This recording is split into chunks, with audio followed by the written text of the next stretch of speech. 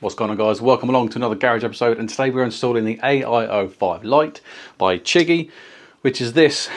If you've not seen my full unbox, check out the top right hand corner, you'll see it there now. This thing has got pretty much every feature, and it does come at a premium price compared to some of the other Apple CarPlay and Android Auto units out there. But I'm not going to cover off all those bits because that's on the unbox. Today is going to be a rough installation, and when I say rough, I'm not going to be stripping down the GSA to install this. I'm going to be placing it on and kind of putting it over the fairing. Reason for that, I previously installed the Vantrue Falcon F1 motorcycle dash cam onto this bike, and there's a hell of a lot of wiring with that. When I put the wiring in, put the seats on, I ended up busting the seat mechanism, and that cost me £120 to fix. So I'm going to learn from my mistake, and I'm not going to try and do all the wiring because this unit and all the other units that I install on this bike will be coming off, and I'll be doing a giveaway at some point throughout the year. So I don't want to fully install this because I'm not going to be keeping it on the bike. Same with the Falcon motorcycle dash cam that's on there, that will be coming off as well. So why not make my life a little bit easier and then just do this kind of roughly. This morning the main things we're going to be installing is obviously the screen itself, front and rear cameras, and then a GPS unit as well. That there is the Falcon dash cam, and then at the front as well. So I want to leave these installed so I can do a comparison. So I'm thinking at the minute I'm going to install the CHIGEE camera on the side here, and then at the rear I'm probably going to whack it up kind of here, because actually at the back of the GS there is not a whole lot of space to start installing stuff, and I've got other units and other technology bits of accessories to install other than just cameras, so I need to start leaving some space so I can put stuff in. The CHIGEE screen comes with a ball joint. Problem is, my face is in the way. Comes with a ball joint. Problem is, it's very similar to a round mount, but it is nowhere near the same size. I'm not going to pick it up, is it? Come on. So that's the difference in size. So what could have happened, I could have just left this on the back of the screen, put it onto one of the round mounts I've got on the front of the bike, and then, hey presto, no problems. Can't do that. I do have a handlebar mount that I could use, but I've got other screens that I've got in place on the handlebar. Handlebars look a little bit chocker. On CHIGEE's website is you can pick up this extra bracket, which is for the thin handlebar that goes on top of the BMW above the screen. So that's where I'm going to install this, and that's going to be the first thing I'm going to do. Let's do it.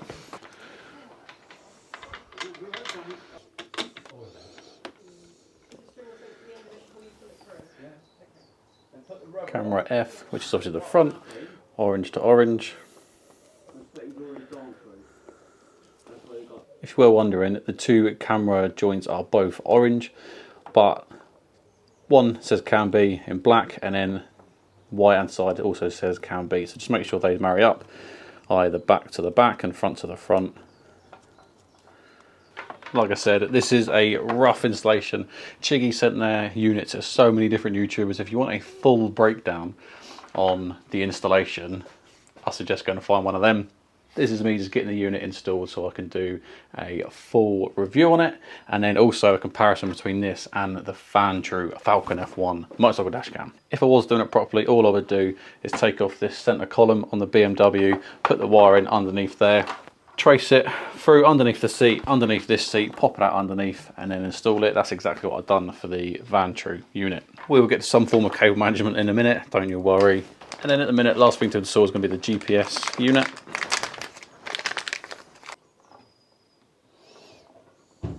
One thing to note is the GPS cable isn't particularly the longest, so at the minute it's kind of just about making it to the center of the bike, so you may want to install this somewhere towards the front of the bike so you can cable manage a little bit better. I'm going to place this on the outside, on the right hand side of the bike. There's a nice flat area, so easy to clean, easy to install, and easy to uninstall. 3M tape is provided for all the little bits that you're going to need to stick on. ISO Pro panel, so I'm using just to clean the area, because this bike has not been washed down in a while, but I'd rather have a dirty bike that I ride rather than a clean bike that I don't. GPS installed. Let's go and install the front camera. For me, I'm just going to install it here on the left hand side, kind of the flattest area if I can find. I'll also be able to run a cable tie around it along with the 3M tape. Like I said with my unboxing video, the cameras do feel cheap, but more importantly the brackets that hold the cameras in place are cheap, and I've already rounded off this Allen key bolt this morning trying to move it around, so we'll have to see how we go. Clean up the surface area. Nice to hear the sound of motorbikes out again. Spring is finally here.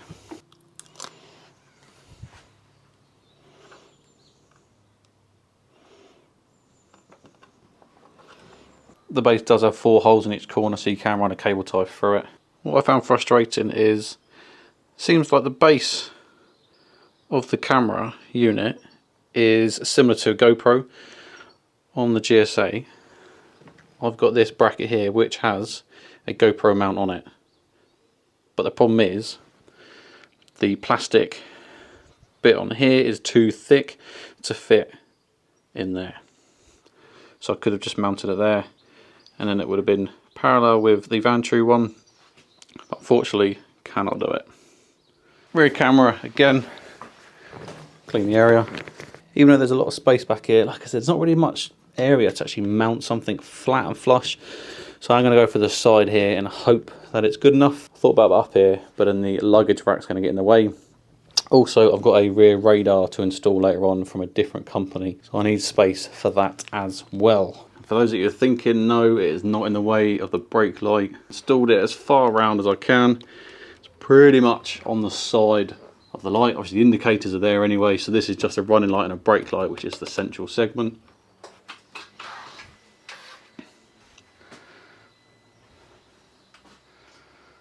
See, not affected whatsoever.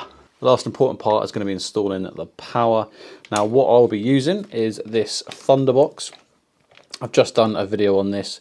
Massively recommend a product like this. This is a power delivery unit. There are other companies out there that do them, but I've gone for Thunderbox, and I've got the 4 accessories box.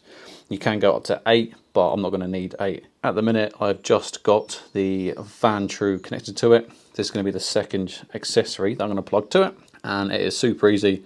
But the first thing I need to do is get rid of the ringlets that go onto the battery. Like I said, I've done a full installation of this and then me connecting the Vantrue to it the first time.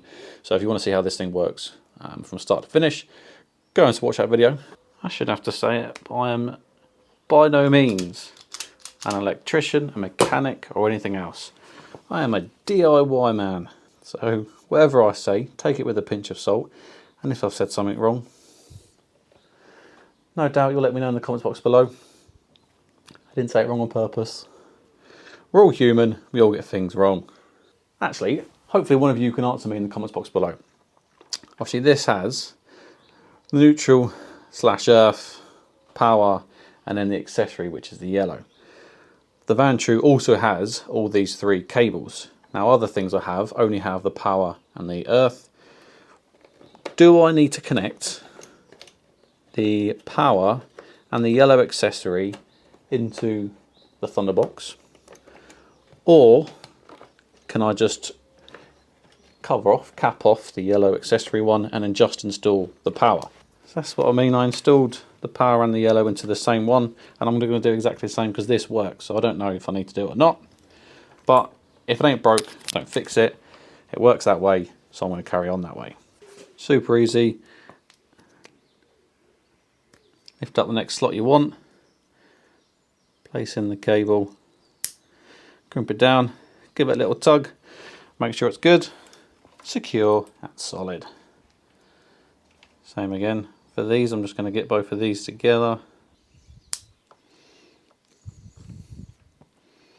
Good, all secure.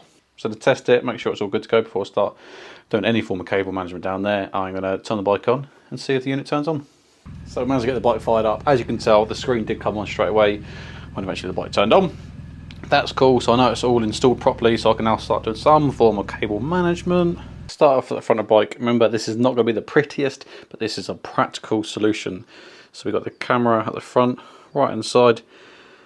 Tuck the cable under there. Screen unit, cable comes round the side, down the right hand side of the TFT. And this is where it ain't the prettiest, but I don't care. Down, power cabling into the Thunderbox, GPS unit on the side, and then this here is the rear camera cable. Comes in, and it's just there. As always, don't forget, remove them. Yeah, it's loose at the minute, but when we come to setting up the cameras, I'll make sure they're angled off properly. So, last couple of things to do. There is this CHIGEE remote. Now, for me, I'm not going to install this because I've got my Senna, which I'll connect to it. On the Senna, I can answer calls, skip songs, everything that this remote can do. If you don't have a headset, then I recommend getting something like this. This will just fit on the handlebar somewhere. You can either 3M tape it onto something, or it does come with its own little bracket. Oh, there we go. Comes with its own little bracket, 2 screws onto the back, and then you kind of mount it where you want. For me, I'd probably use this bolt over here, coming off here with that direction or that way. The only thing to note is if you do go and do it this way, is you need to make sure you do full steering lock to the left, because you might start hitting the tank, so you'll have to adjust it. Next up then, the tyre pressure sensors. Simple enough as taking off the old caps and screwing on these caps, and then obviously, hopefully, the screen will connect when we turn it on. Again, TPMS sensors, it's completely up to you. BMW has them already installed on the inside of the tyre, but I'll put them on just to see how well they work and see the discrepancies between those on the outside and then obviously the BMW's own ones. Oh, okay, so complete user error at the start there.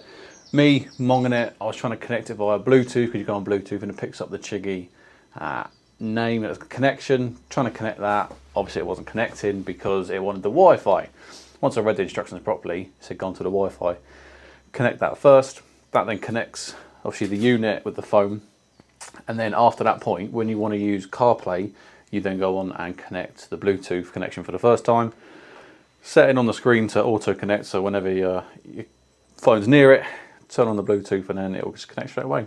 Responsiveness without gloves, it's probably one of the best Chinese market screens, i.e. Apple CarPlay, that I've used. It's very responsive, it's spot on. The zooming in and out of the maps was perfect. On Auto ABC, it was very jittery and very kind of hit and miss. Cameras front and rear work, that's always good to see. Tyre pressure sensor didn't pop up, but I wonder if you need to have a few rotations for it to start sensing it. I don't know, I'm not a mechanic or a technician. So far, pretty easy to install. I'm happy with it. Obviously, the next part is the road test. So let's do that. Here we go then, we are out on the bike, and as you can see, the sat-nav is set up nicely. I have got Apple CarPlay working right now. I can confirm the cameras were super easy to adjust. I just got Zoe to stand at the bike, and then that helped me tweak it.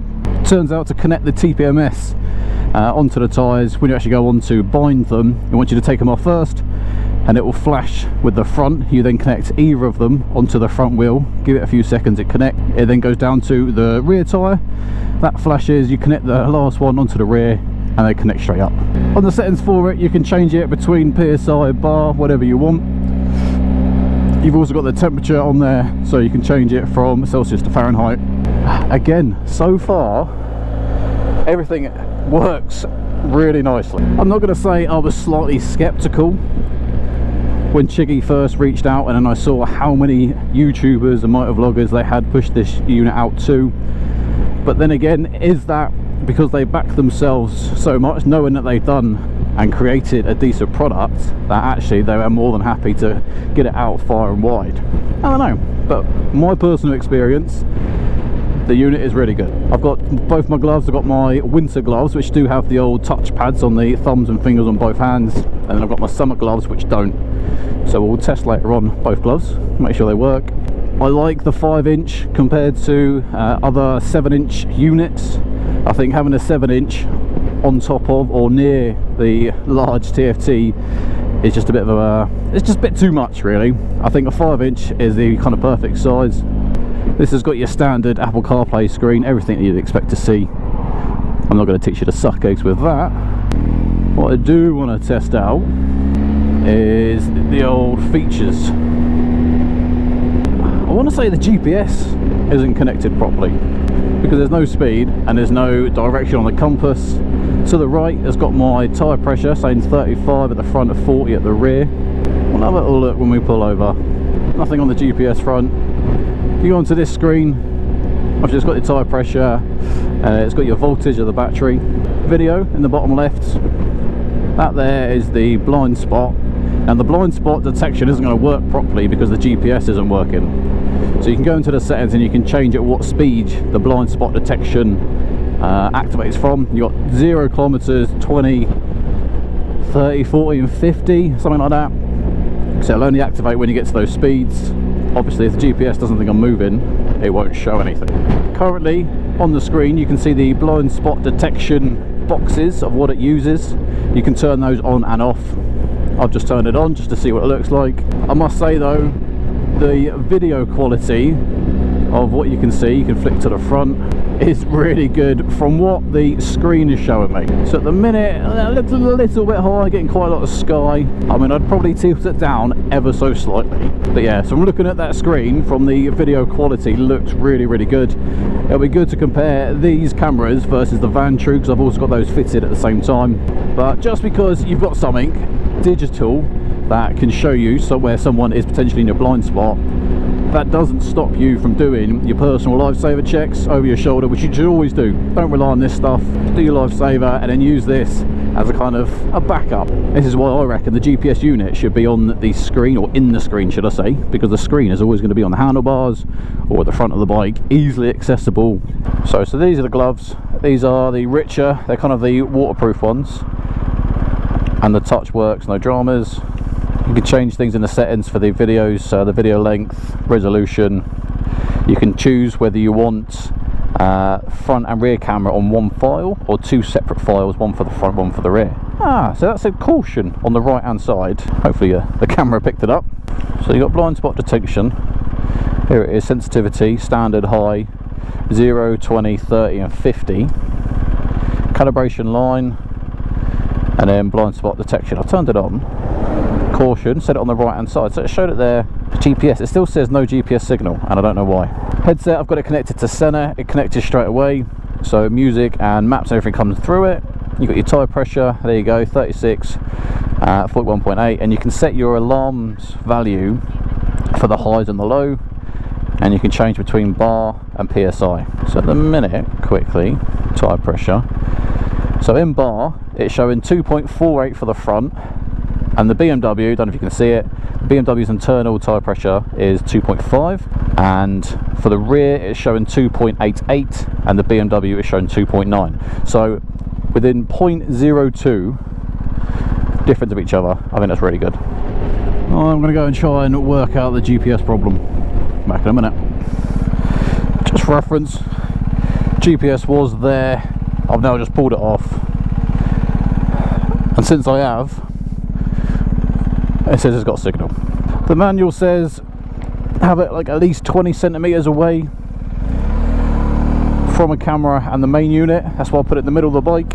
As you can see now, the speed is, I'm doing 20, and it's about 1 mile out. Okay, let's give this a go then. So that's been my kind of first problem. Didn't like where the GPS was placed. It's now just dangling down on the side of the bike, mainly because there's a cable tie holding the rest of the wiring in place. Let's see if this blind spot detection stuff is working, because it wasn't. It would show caution when I was stationary, but not when I was moving. Reference the camera's front and rear, you can push the third button along and it will rotate through. So you can either have front with the rear in the top left, you can have rear with the front in the top left, or you can just have front as the main or rear as the main. Hopefully that makes sense.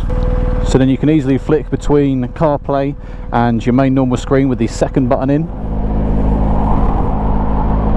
There you go, car's coming past on my right hand side and then it's saying caution.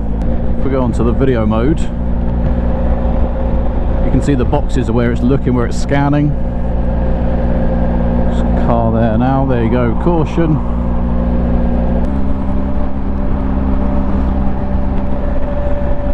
can see it. And then it's got the caution on the left hand side. Like I said, you don't have to have the camera up. You can have the data screen if you want. Okay, so I've got a little warner go off on the screen and in my ears, because it's saying the tyre temperature's got to 2.93. And that's then hit the upper limit of the warning that I specifically set. You can adjust those parameters, so if it's too high or too low, just move it around. So probably won't get to see it here, but I think the rear activates when the car gets within like 8 meters from your rear.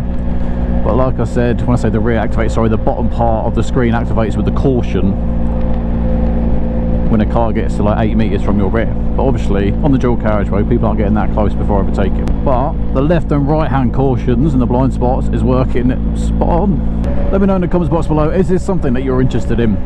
Yeah, you can get units that have just got the Android Auto, Apple CarPlay. You can buy individual tyre pressure sensors, or like this, some bikes come with them. This does come with a remote if you purchase it as an extra, but again, I've got the Senna, so I actually don't need anything to answer calls or skip songs. Blind spot detection, some bikes have them. You can buy separate blind spot detectors. I know Inov have done a separate unit, so it's like a separate radar. I've actually got one of those units to test as well. So are you interested in something like this that kind of has everything to offer, or would you only be interested in buying certain parts of it? For me, like I said, with the GPS, I know in the settings it does say 20 centimeters away from the head unit or cameras. I think they could probably change that and incorporate the GPS into the head unit. Duty calls, back in a minute. Okay, I can confirm. These are my summer gloves, RST Stunt 3, I want to say. And yes, they work just as well as the winter gloves with the specific touch sensitive areas on the fingers and thumbs. Cool, so there we go, caution in the centre, and it does flash when the car gets closer. So most of the times you are going to see the caution on the left and right until you start doing some more town riding where the car's going to come to your rear, and then that's when you're going to see it in the centre. It's quite nice having the screen showing the rear camera, because like I said, it's almost like an extra layer of blind spot detection when I can see directly behind me. You can turn off the blind spot detection altogether if you don't want it to come up and show up every time. You just go into settings, go on the blind spot and turn off. Simple. When you're on the camera, whether you're on the front or rear, you can still see your speed on it.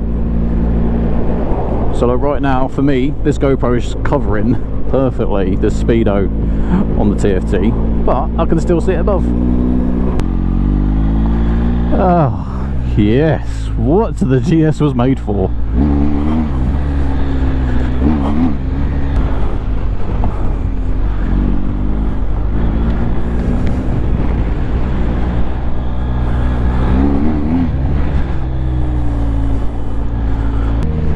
Oh, I'll tell you what, let's go find somewhere to pull over and I'll give you my final thoughts and opinions on this first ride on the CHIGEE AIO5 Lite. So, the CHIGEE unit, what do I think about it? At the minute it's down to about £400. It's a lot of money, but then when you think about all the extra features you do get into it, it's not too bad. So obviously you've got the cameras, you've got the blind spot detection, you've got the tyre pressure, you do have the remote if you want it, you've got the Apple CarPlay, Android Auto. For me personally, I would rather have a dedicated sat-nav, so like a TomTom or a Garmin, over something that was just Apple CarPlay, Android Auto. Couple of things. One is your phone is always going to be connected to it, so your phone battery is going to drain a lot quicker, so that means you're then going to have to charge your phone or have your phone plugged in somewhere to make sure it doesn't die. And then if that phone dies, then the unit dies and you can't use it. Secondly, signal is poor. So I've got the Cheddar Gorge near me, and even when I just ride through that, it's only a couple of miles, I lose signal. So on a unit like this that uses my phone signal, as soon as you lost it, that's it. So having a standalone sat nav for me personally is the best idea, rather than a Apple CarPlay. Tyre pressure sensor, my bike's got it, so it's a feature I would use. The remote, I use my Senna, so again, an accessory that I wouldn't use. Motorcycle dash cam, I've never had them on my bikes, and it's not something I personally would buy and add on, It doesn't mean that they're not a useful tool, especially in insurance situations. Got moved on from the car park I was in, so back at the garage now. I like all the features that it comes with. The unit itself, like I said, is one of the best ones I've used for the touch sensitivity, the accuracy. Whenever you're moving it, there's no latency, there's no lagging, which is really good. I like the 5-inch. It's a good size, a good fit for the BMW on that. The crossbar at the top. I like that they've done a crossbar mount for that. I don't like the fact that you cannot remove the GPS unit from your screen. From your handlebars. I think that's a big, massive flaw. And again, like earlier in the video where I said they've provided a RAM mount on the back, but it's too small, so it's not the same size as a RAM mount, so you can't just fit it onto a RAM. They need to have it where you can remove the unit. So it's really pros and cons. Like it's down to you as an individual if you want and need all these extra bits, because obviously if you don't, then you just go for a cheaper unit. Hope you enjoyed this video. A little bit ad hoc with a bit of off-roading towards the end, but if you have enjoyed it, make sure you subscribe. More random videos like this coming, especially now it's starting to get towards the summer. I say that looking out at rain clouds, but I would 100% be doing more off-roading. Got more of these units to compare to each other, and eventually, once Zoe decides which one she wants to keep with her new bike, I will be doing some giveaways of all the items and the accessories and the kit that's been sent to me that I'm not using. I will be doing giveaways, so to be in a chance to win any of that, you need to subscribe and stay tuned to find out when those giveaways are happening. But there's nothing else to say, but until the next one, ride safe.